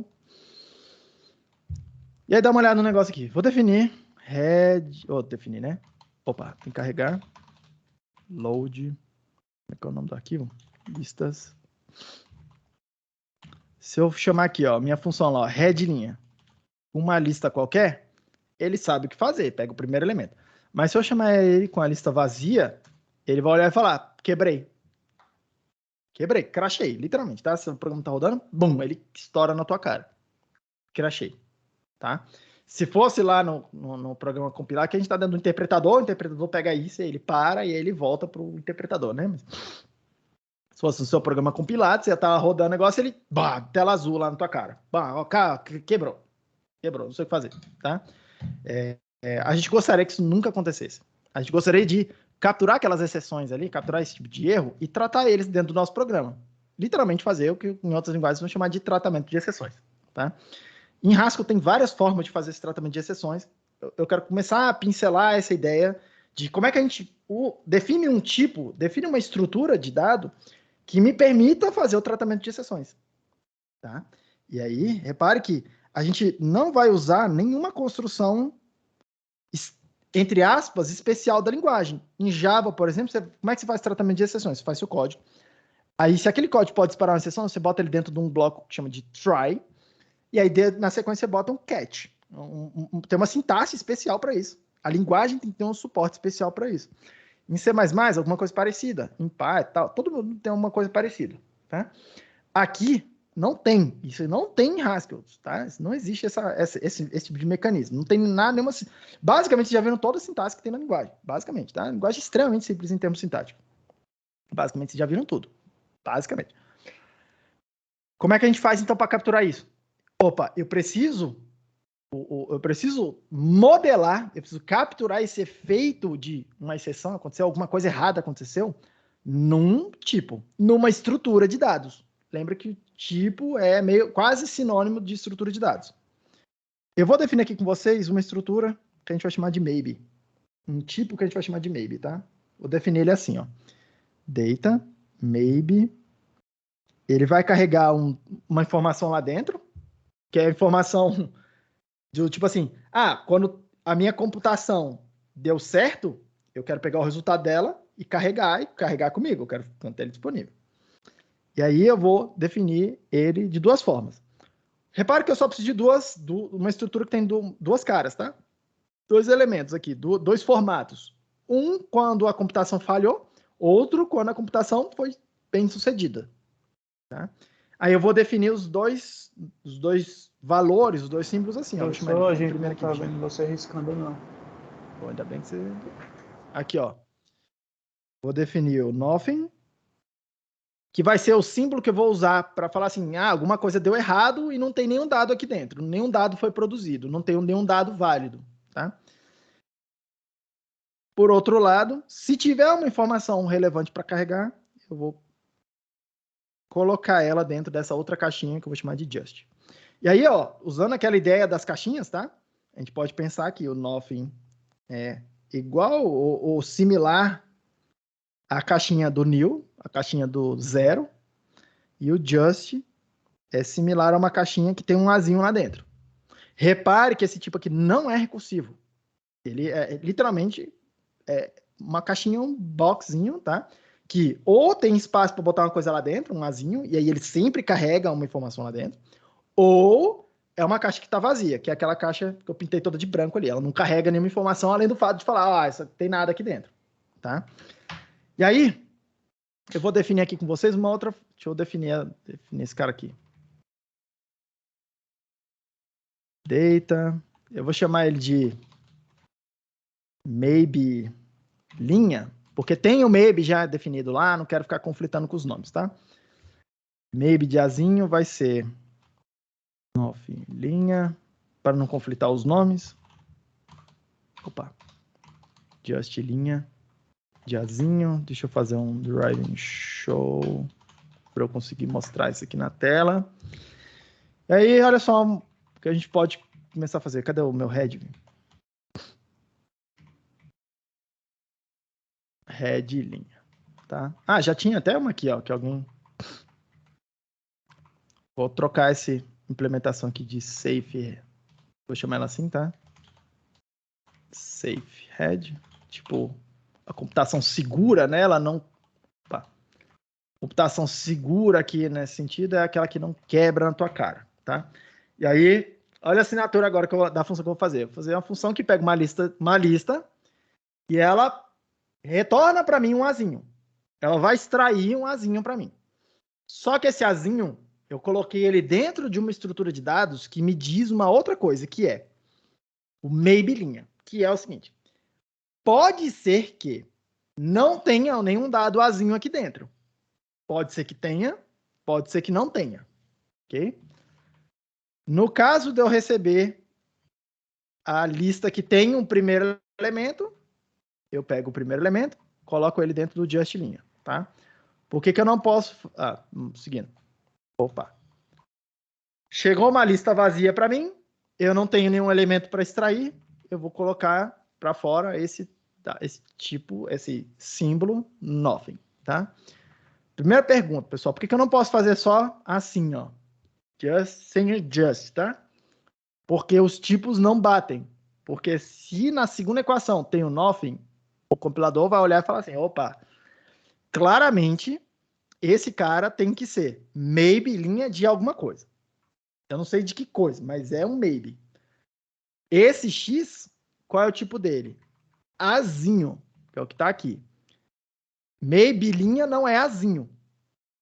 Percebam, é uma coisa mais específica do que o azinho, tá? E aí ele vai falar para mim, opa, esses tipos aí que você está tentando fazer, as duas equações, elas retornam coisas com tipos diferentes. Então, você não pode fazer isso. Do lado de cá, eu preciso retornar um maybe linha também, tá? Maybe linha também. E aí, para construir um dado do tipo maybe, ou eu faço, eu preciso usar os construtores, ou uso nothing, ou uso just, e aí boto com o just alguma coisa lá dentro. Que é para ser nothing linha. Beleza? Tranquilo. Aí, deixa eu mostrar aqui um negócio para vocês. Vamos lá, carrega esse arquivo aqui de novo. Listas, qualquer coisa. Aí, o negócio agora ficou um pouco mais elegante, ó. Safe head. Se eu entregar para ele uma lista vazia, ele não vai quebrar na minha cara. Ele produziu um valor bem comportado aqui. O que aquele nothing linha fala para mim? O resultado desse nothing linha está falando para mim. O seu programa, a execução do programa, daquela função safe head linha, não foi capaz de produzir nenhum dado válido. Só que tem uma diferença brutal entre eu produzir essa informação produzindo um dado válido no meu, assim, no ambiente da coisa toda aqui, tá? Nothing linha é um símbolo bem definido que quer dizer a computação não conseguiu fazer nada interessante. Deu um erro aí no meio do caminho. É bem diferente de falar que quebrou o programa. O efeito é a informação que está sendo carregada aqui é a mesma. Só que numa delas o meu programa vai crashar e vai quebrar, e vai parar, para no meio do caminho, independente se você podia fazer alguma coisa a respeito ou não. Enquanto que aqui você tem um resultado bem definido, um símbolo bem definido, que você pode pegar e fazer uma função que lê o resultado e fala assim, ixi, olha só, deu erro aqui. Se deu erro, então eu vou, sei lá, vou avisar o meu usuário que deu erro, eu vou salvar o programa, o documento que ele estiver mexendo aqui, para não perder os dados que ele está trabalhando, e vou sair do programa. Por exemplo, você faz uma coisa mais, tipo, tratamento de erros, literalmente, tá? Ou você faz alguma coisa tipo assim, ih, caramba, vou tentar rodar de novo a computação. Pode ser, por exemplo, que, sei lá, você tentou pegar um dado você pediu um dado numa linha de comunicação sem fio aí, e aí o seu dado, você tentou, sei lá, você pediu um JSON para uma API na web, por exemplo, aí tem uma função que faz isso, ela produziu um JSON para você. Aí você tentou parsear ele, para ver se ele está numa estrutura que você entende, e aí quebrou lá no meio do caminho e falou, caraca, esse JSON veio corrompido, tá? Você pode, por exemplo, falar assim, veio corrompido, aí deu, sei lá, um nothing linha. Veio corrompido? Posso ir lá na API e pedir o dado de novo. Eu não sei dizer se foi corrompido no meio do caminho, sei lá, vou fazer uma segunda tentativa e vai lá na API e pede de novo o dado. Por exemplo, tratamento de erro, tá? E aí pode ser que seu dado venha com sucesso agora dessa vez, tá? Pode ser usado para basicamente qualquer coisa, tá? Vocês vão ver maybe aí para tudo quanto é lugar em Haskell, tudo quanto é biblioteca, o pessoal usa o maybe, tá? Só que a gente começa a ter um problema. E um problema do ponto de vista bem prático, tá? Que é o seguinte. Repare que, imagina, eu vou dar um dado aqui, tá? Vou fazer uma computação que não falha. Eu sei que ela não falha. Olha lá, o resultado é just 1. E aí, às vezes eu quero pegar assim e falar assim, eu quero pegar esse resultado dessa computação aqui e fazer sei lá, inclusive na minha anotação eu estava rabiscando aqui, agora que eu pensei, tá? Eu ia fazer um exemplo com vocês, que eu vou ter que fazer vou ter que adaptar meu exemplo aqui agora que se vira nos 30. Eu escrevi uma função que não, que agora que eu percebi, tá? O resultado dela não encaixa com o que eu ia fazer aqui agora, mas vamos lá, né? Já sei o que eu vou fazer. Já sei o que eu vou fazer, tá? Repare que pode ser que eu queira usar o resultado dessa computação, tá? Em algum lugar. Por exemplo, nesse caso aqui, eu poderia querer fazer alguma coisa assim, ó. Head, eu vou pegar o head normal, tá? Aqui, só para mostrar um negócio. Que faz aqui, ó, 1, 2, 3, me produz o valor 1, e eu quero, por exemplo, pegar isso aqui e multiplicar, sei lá, multiplicar por 10. E aí eu, por exemplo, poderia querer fazer isso, né, ó.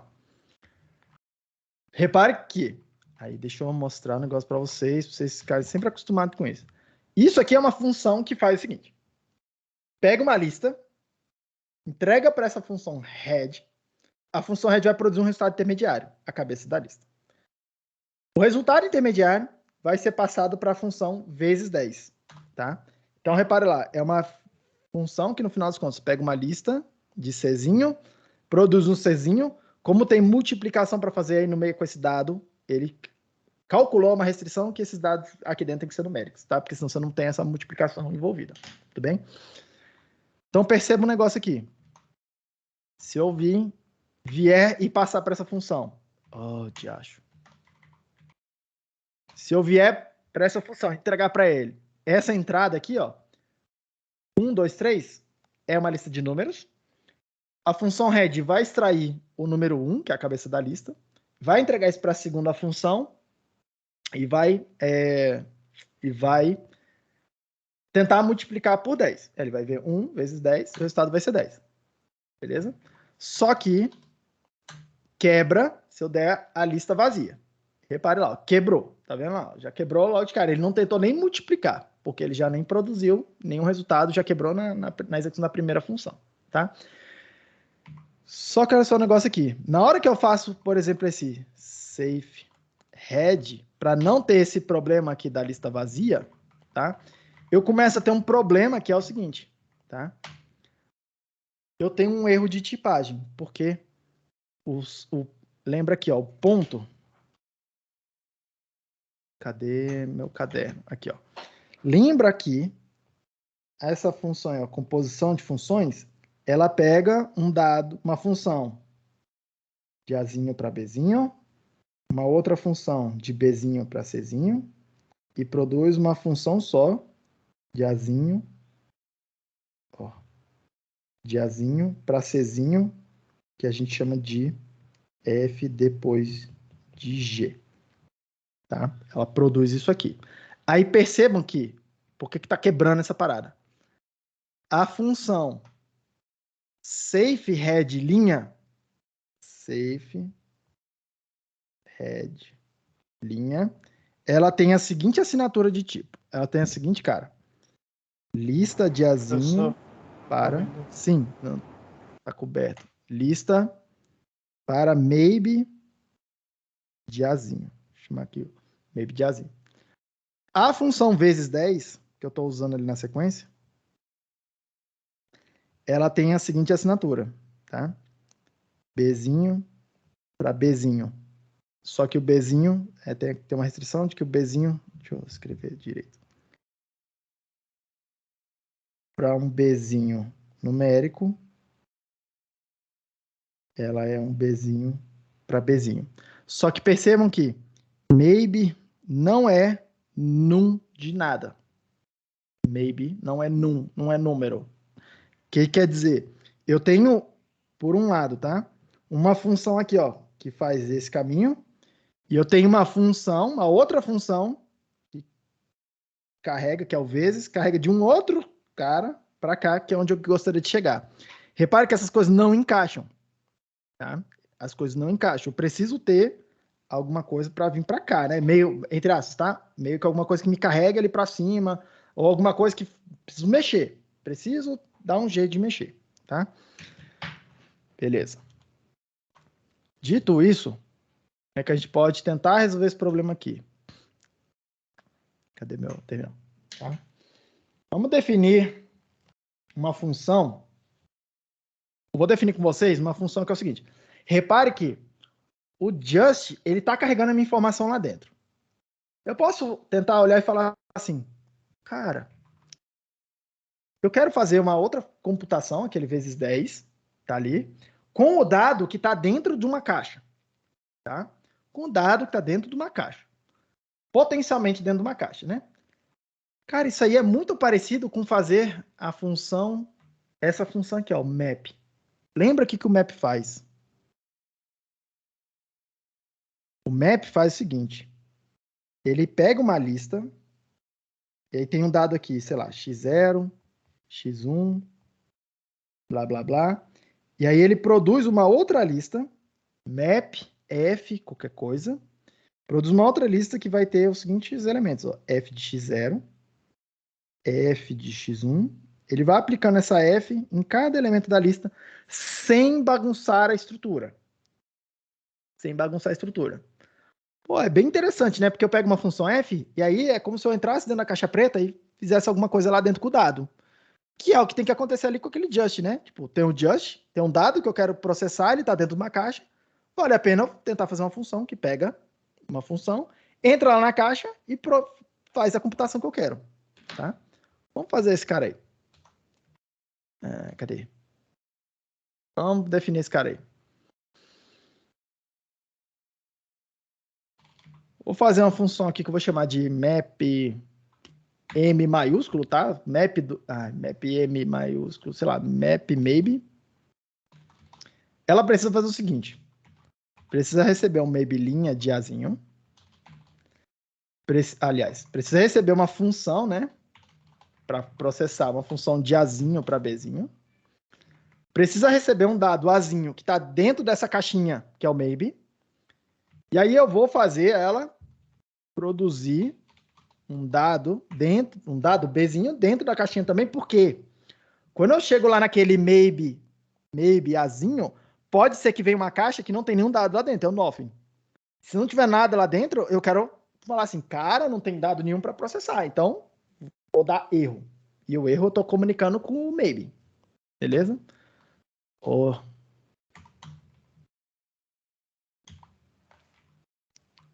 Beleza. Vamos implementar então. Ó, maybe. Ó, map maybe. Recebe uma função f.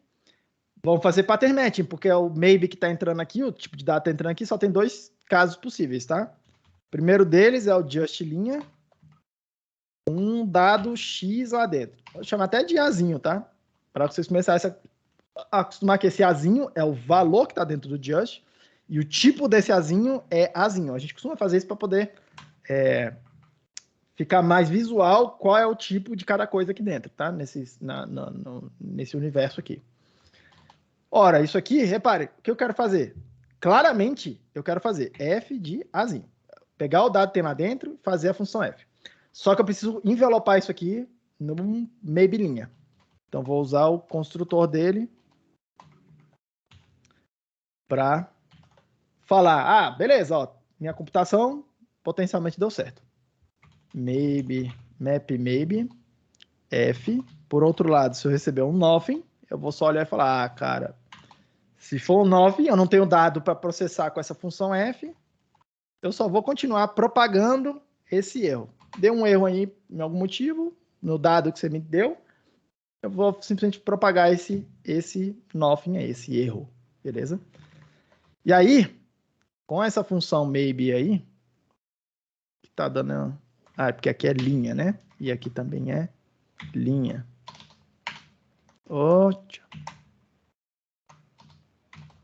Pronto.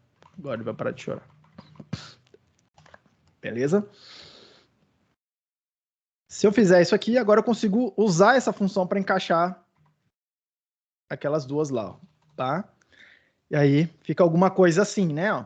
Safe head linha. Eu quero extrair usar a primeira função que vai extrair o primeiro elemento, só que ela pode falhar, tá? E aí eu vou pegar o resultado disso e vou fazer um map maybe com o vezes 10. O map maybe vai pegar o seguinte. Ele vai pegar o resultado do safe head linha. Se isso for um just, ele vai entrar lá no just, vai processar e vai encaixotar isso no just. Se for um nothing, ele vai entrar lá e falar assim, não tem nada aqui. E aí vai produzir um nothing, tá? Percebam que isso aqui deveria ter aquele tipo lá, ó, lista de Bzinho, que é a primeira coisa que o SafeHead precisa ver, uma lista, e vai produzir um maybe de Bzinho, tá? E reparem que se eu entregar para ele uma lista que tem números aí dentro, ele vai fazer o que eu esperava. Pega o primeiro, faz os 10 lá. Se eu entregar uma lista vazia, agora ele não quebra na minha cara. Eu consigo encaixar as duas funções, tá? Então, repare o que está acontecendo aqui. Eu quero tentar mostrar para vocês. O que está acontecendo aqui? Esse map é um determinado padrão, tá? Um determinado padrão computacional que me permite pegar alguma informação que está dentro de uma estrutura, no caso aqui, o maybe, e processar uma informação preservando essa estrutura. E aí percebam que quando era map, sei lá, map vezes 10 dessa lista aqui, 1, 2, 3, o map, olha o que ele vai fazer no contexto da lista. Ele vai entrar na lista, processar os dados e vai preservar a estrutura. Só vai alterar os dados. Tem uma lista de 3 elementos, o resultado disso aí é uma outra lista com 3 elementos. Eu preservei a estrutura, mas eu alterei os dados. O map maybe, exatamente o que está acontecendo aqui, o que ele faz? Ele entra lá na lista, ele entra ele entra numa estrutura e ele processa os dados dentro de uma estrutura. Vou mostrar um caso mais simples aqui. Processa os dados que tem dentro de uma estrutura sem bagunçar a estrutura. Entrou a estrutura, ó, just alguma coisa. O just é a estrutura. Ele entrou lá dentro, processou o dado e saiu sem alterar a estrutura. Se por outro lado chegou o nothing aqui, ó, que é uma estrutura, que é parte dessa mesma, ou uma outra faceta dessa mesma estrutura, ele vai entrar lá na estrutura, vai operar o que tiver para operar e vai preservar a estrutura. Nesse caso aqui, ele vai manter nothing em linha, manter o nothing em linha. Ele vai preservar a estrutura. Só que, e aí é isso que eu quero que vocês percebam, tá? Aqui, nesses 2 exemplos simples. A estrutura me dá informações diferentes. A estrutura comunica informações diferentes. Qual é a informação que a lista carrega? A lista carrega uma informação de sequência.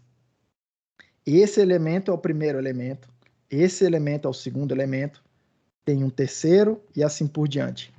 A lista carrega a ideia de que eu tenho... Por que eu não estou conseguindo escrever? Carrega a informação de uma sequência. Esse é o efeito computacional que a lista modela. Vou repetir, porque isso aqui assim... Eu vou falar isso tantas vezes, de tantas formas diferentes, que vocês vão... Só como vai ficando cada vez mais abstrato, vai ficando cada vez mais difícil de entender. Mas olha só, eu quero que vocês percebam que a lista, ela, por um lado, tem os dados, 1, 2, 3, x0, x1, x2 ali. Por outro lado, ela tem uma estrutura, ela tem um formato. O formato dela, que é o que eu chamo de estrutura, que nesse caso aqui, né, alguma coisa assim. Eu estou desenhando assim, né? Esse formato captura a ideia de sequência. Só o formato já é o suficiente para passar essa noção de ter uma sequência. O maybe é uma outra estrutura que tem 2 possibilidades, né? Essa aqui e essa daqui. Tem 2 formatos. E qual a informação que essa estrutura me passa?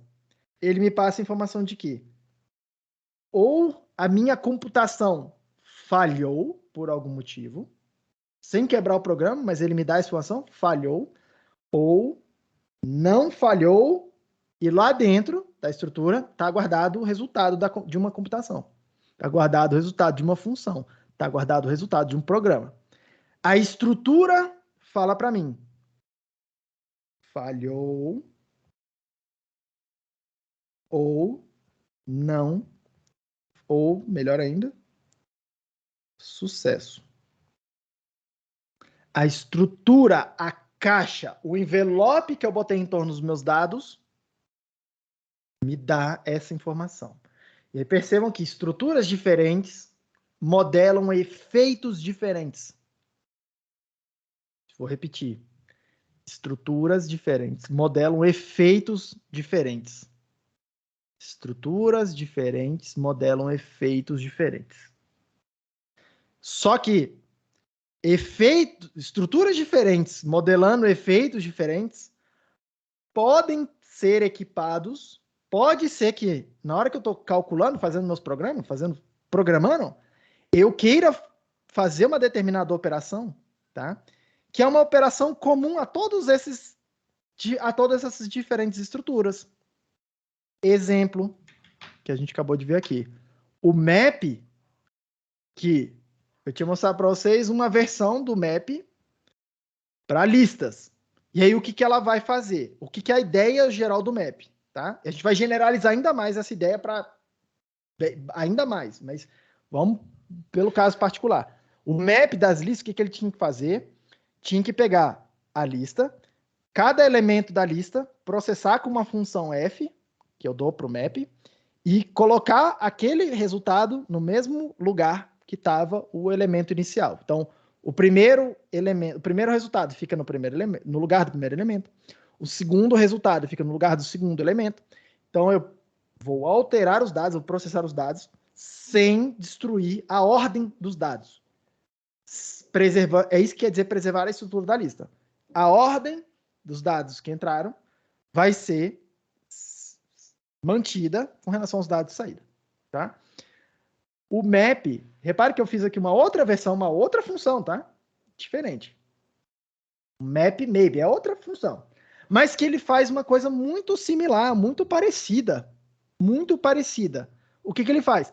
Ele faz o processamento de dados dentro de uma estrutura sem destruir a estrutura. No caso, a estrutura aqui é mais simples, ela não é recursiva. Se veio esse formato nothing, mantém o nothing. Se veio just, mantém o just. Just. Preserva a estrutura. Nesse caso particular aqui do maybe, a estrutura me diz uma outra coisa em relação à lista. A lista é sequência, aqui é falhou, a computação falhou ou não. Mas repare que a ideia de ter um dado dentro de uma estrutura e eu quero operar, transformar esses dados dentro da estrutura, preservando a estrutura, é uma ideia que serve tanto para o maybe quanto para a lista. Assim como serve para várias outras estruturas. Serve para árvore, serve para grafo, serve para qualquer estrutura que você inventar aí. Você querer entrar lá dentro, mexer nos dados específicos sem bagunçar a estrutura, sem bagunçar a organização desses dados. Tá? Cara, professor, tá com maior cara do que aconteceu na hora que a gente fez, na hora que a gente foi olhando algumas funções específicas e viu que elas todas têm o mesmo formato geral. E aí a gente generalizou isso num cara que a gente chamou de fold. É exatamente a mesma coisa. Só que agora a gente não está olhando só dentro da mesma estrutura e vendo operações diferentes. A gente está vendo em estruturas diferentes, tentando fazer uma mesma operação. Tá? Ou uma operação similar, né? Porque, assim, a ideia básica de mexer nos dados sem bagunçar a estrutura. Só que agora eu estou olhando o caso de estruturas diferentes. Tá? Eu vou encerrar por aqui, porque vocês perceberam que para onde a gente está se encaminhando. A gente está se encaminhando para tentar generalizar essa ideia. Essa ideia do map. Essa ideia de... que eu estou chamando de map, né? Essa ideia de entrar dentro de uma estrutura, processar os dados que estão lá dentro, sem bagunçar a estrutura, sem quebrar a estrutura, sem tirar as coisas de ordem, sem inventar dados novos, no caso do maybe. Tá? Alguém falou comigo?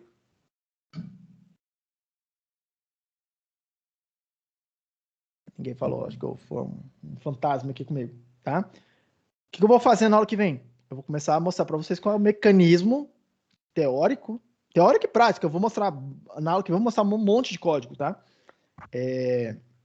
Várias implementações de várias coisas. Eu vou mostrar para vocês a ideia de um caminho, que é o caminho, assim, é o caminho clássico nesse sistema de tipo de Haskell. É o caminho que várias outras linguagens estão seguindo também, tá? Porque ela ordena muito a forma como a gente vai raciocinar sobre esse problema que eu acabei de mostrar para vocês. Como que a gente generaliza essa ideia para estruturas de dados diferentes, tá? Generaliza uma operação para estruturas diferentes. Eu vou mostrar para vocês como é que a gente começa a capturar isso, introduzindo a ideia de uma álgebra, ou de várias álgebras diferentes, tá? Eu vou melhorar o que significa isso a partir da aula que vem. E aí a gente vai começar a estudar as primeiras álgebras, tá? A gente vai estudar 2 tipos de álgebras aqui. Álgebras de programas, né? Álgebras de tipos, que eu vou chamar, tá? No caso, álgebra de programas, é o que normalmente eu chamo. A gente vai estudar 2 tipos. O primeiro tipo é álgebra, no caso, tá? Álgebras que não se importam com a estrutura, que elas são que não, assim, ela olha os dados e ela não vê que os dados estão estruturados, ela só vê dados. Então, esse é um tipo mais simples de álgebra, tá? Ainda assim, extremamente relevante, extremamente importante, porque elas vão formar a base das álgebras, que a gente vai ver depois, que são mais poderosas, são álgebras que se importam com as estruturas, que é onde a gente quer chegar. Na aula que vem, eu quero mostrar para vocês uma álgebra que chama 2, tá? 2 álgebras em particular, o semigrupo e o monoide. Inclusive, o Eduardo me mandou um vídeo que tem um exemplo excelente de uso do monoide, que, assim, cara, o exemplo que eu usei no ano passado ficou no chinelo. Eu vou mostrar esse exemplo para vocês, tá? De um problema bem específico, um exemplo. Vou programar um negócio aqui.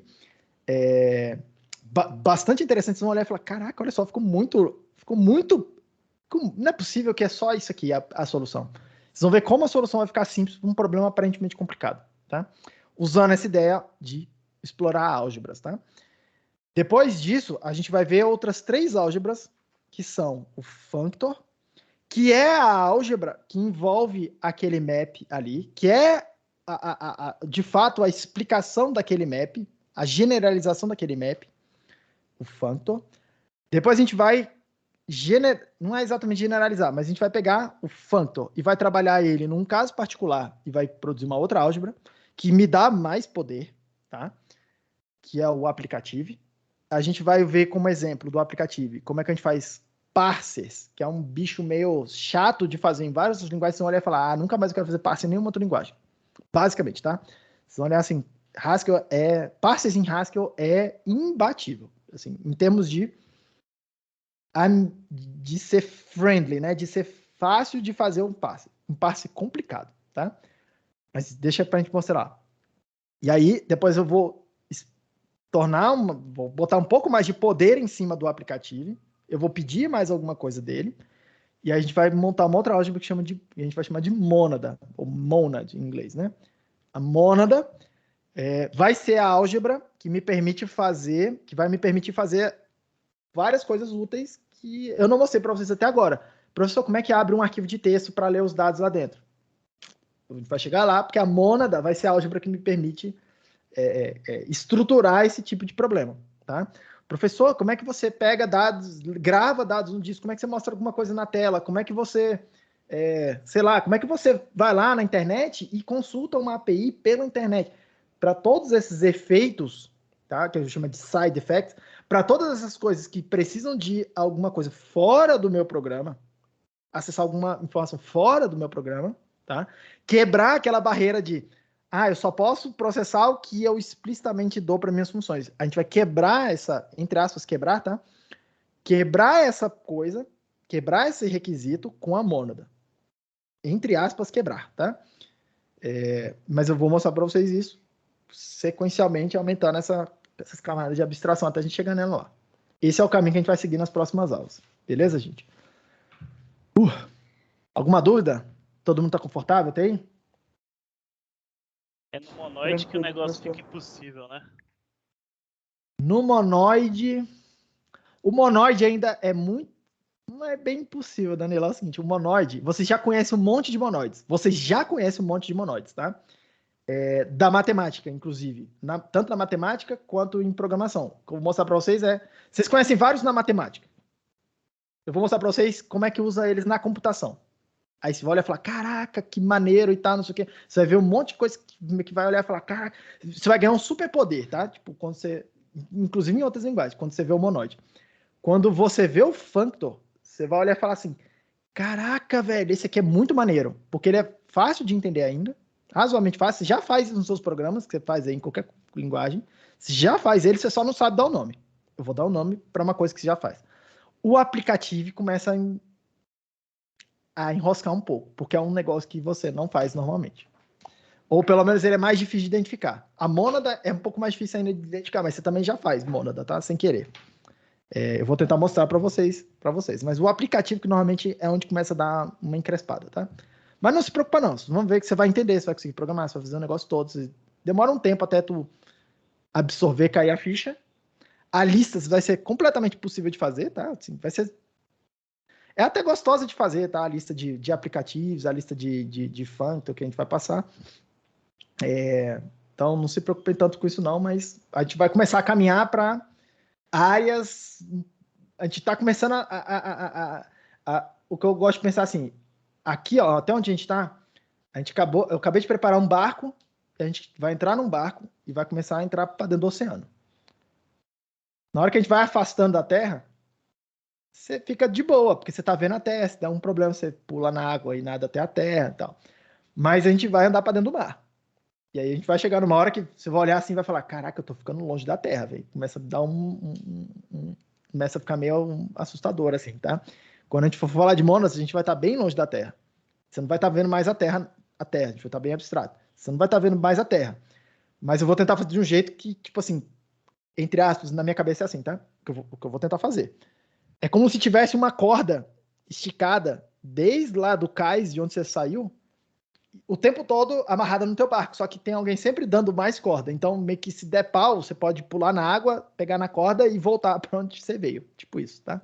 É o que eu vou tentar fazer com vocês. Beleza? Diga aí, Guilherme, você ia falar alguma coisa também, né? Eu que tinha falado que o monoide é o monstro lá. Não, o monoide é super tranquilo. É o Danilo que tá tentando falar alguma outra coisa? Não. Então, tá de boa. Beleza, turma. O chat tá vazio.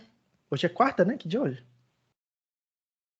Hoje é quarta-feira. Bom final de semana, então, para vocês. A gente se vê na segunda. Provavelmente a próxima lista vai sair na semana que vem, tá? Então, eu acho que já foi, né, o prazo da última lista. Eu não me lembro se tá pro dia 19. Esse sábado, né? Então, façam a lista. Se tiver dúvida, bota lá no Teams pra gente. Principalmente lá na equipe, que aí o Eduardo e o Breno estão ativos lá. E, cara, aproveitem os dois, tá? O Breno e o Eduardo, eles manjam muito disso aqui que a gente tá conversando.